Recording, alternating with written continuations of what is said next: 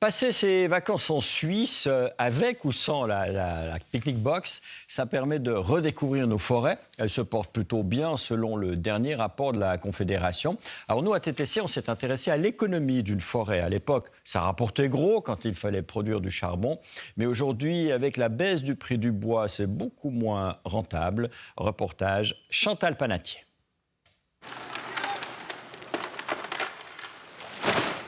Dans la forêt communale de Belfaux, au lendemain d'un violent coup de vent.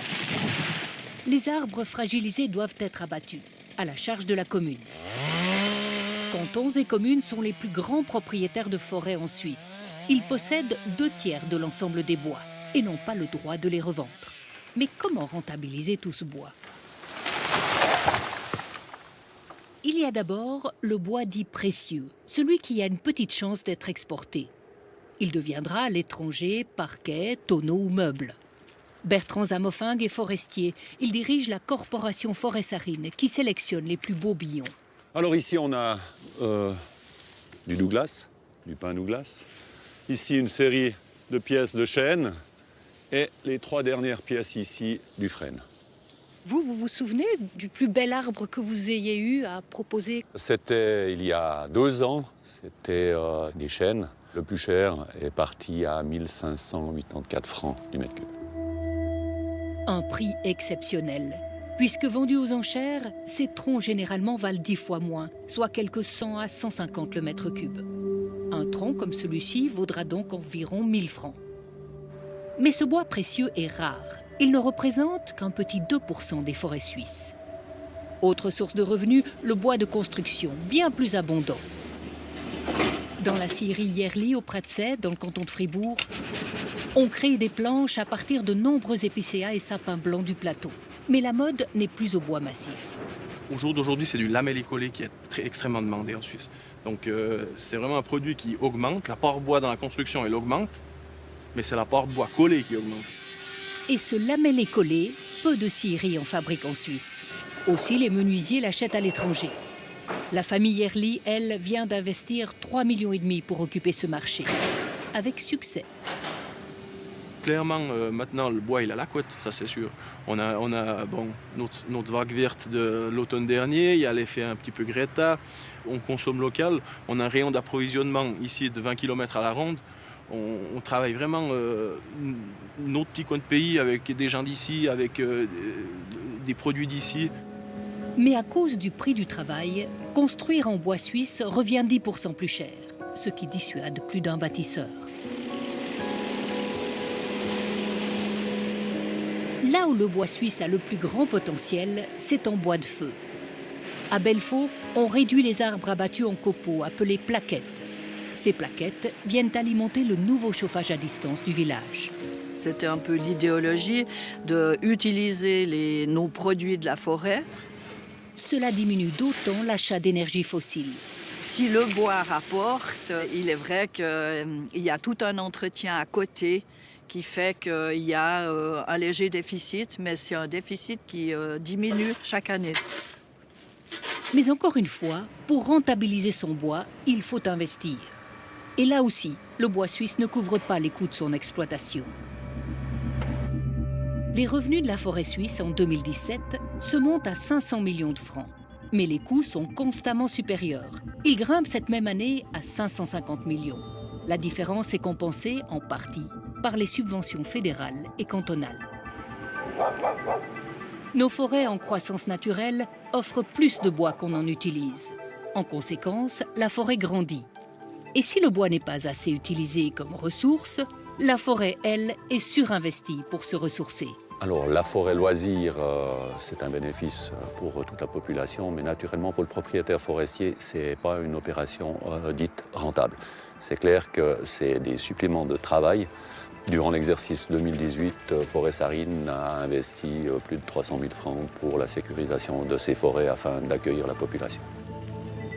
Maintenir une forêt en bonne santé, c'est aussi important pour piéger le carbone. Car un arbre qui croît absorbe du carbone, un arbre mort en libère. Comme on le voit sur ce graphique, depuis les années 90, nos forêts suisses stockent beaucoup de carbone. Toutes les années sont en négatif, c'est-à-dire que la forêt absorbe des milliers de tonnes de CO2. Sauf l'année 2000 où elle n'a pas rempli son rôle. La tempête Lothar avait couché de nombreux arbres qui se sont mis à libérer du carbone. Ouais, ça marche. Enfin, il y a la forêt protectrice, comme dans les préalpes fribourgeoises au-dessus du village de La Roche. Donc ici, la forêt elle va faire comme une grosse éponge. Au fur et à mesure qu'il va pleuvoir, etc., elle va se gonfler d'eau pour gentiment redistribuer l'eau dans les ruisseaux. Ici, la forêt protège le village contre les crues torrentielles. Ailleurs, contre les avalanches ou les glissements de terrain. D'où l'importance d'entretenir nos forêts, malgré un coût élevé. Alors, il ne faut pas voir ça comme un boulet au pied, parce que pendant des années, la forêt a quand même été des rendements bien meilleurs qu'un compte en banque. Mais effectivement, à l'heure actuelle, c'est plus un patrimoine à entretenir qu'une valeur financière avec une rentabilité garantie.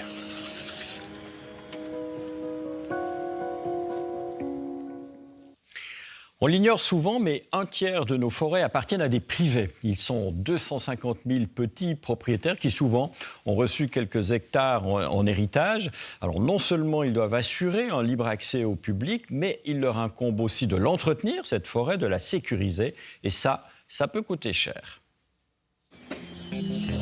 Alexandre Gallet est paysan à Écuvillance, dans le canton de Fribourg. Une cinquantaine de vaches, et comme de nombreux paysans, il a hérité d'un bout de forêt. Ça, c'est le bois de nos forêts, c'est du chêne qu'on a coupé, tout ce qu'on peut utiliser de notre bois. Hein.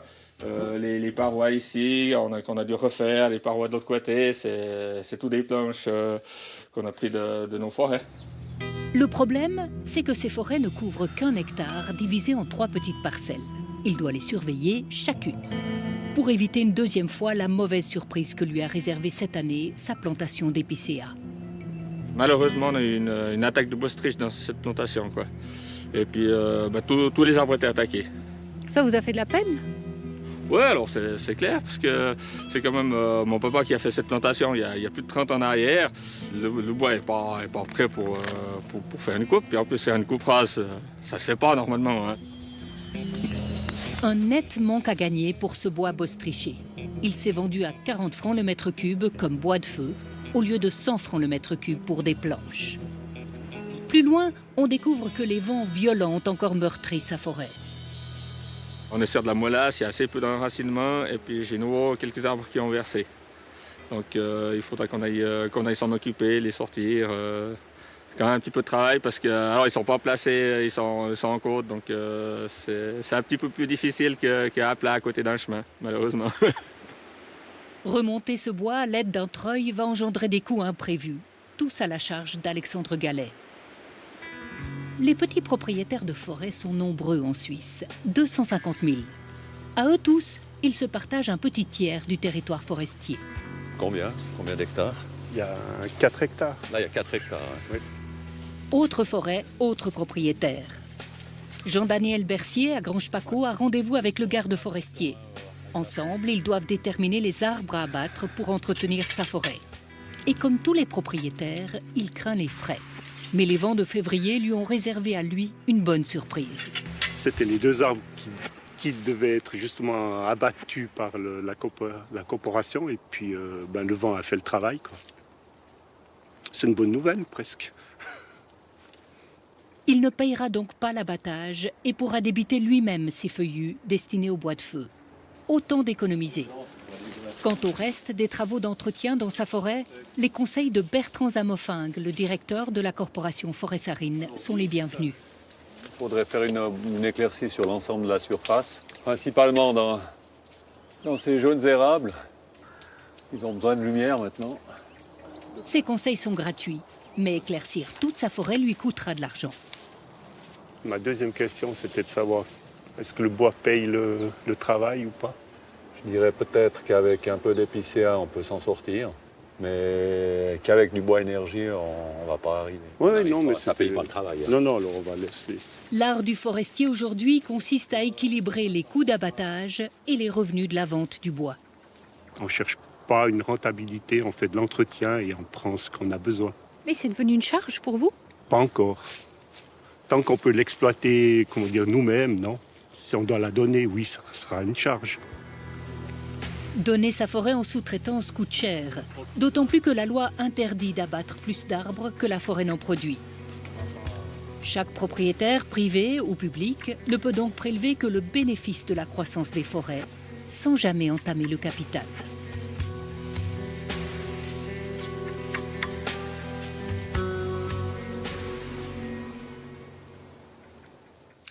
La semaine prochaine, on verra qui sont les gagnants et les perdants du Covid. D'un côté, les business qui ont profité du confinement et de l'autre, une partie de la population qui s'est retrouvée dans la précarité. Beaucoup d'indépendants qui ne pensaient pas qu'ils vivraient ça un jour. Voilà, passez une bonne semaine, une douce nuit.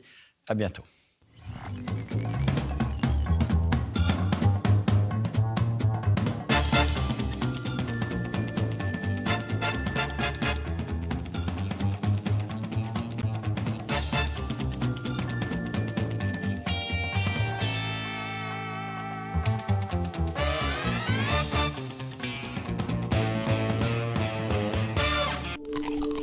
Du biogaz à partir de déchets organiques pour préserver le climat, c'est possible avec Gaz Énergie, partenaire de TTC.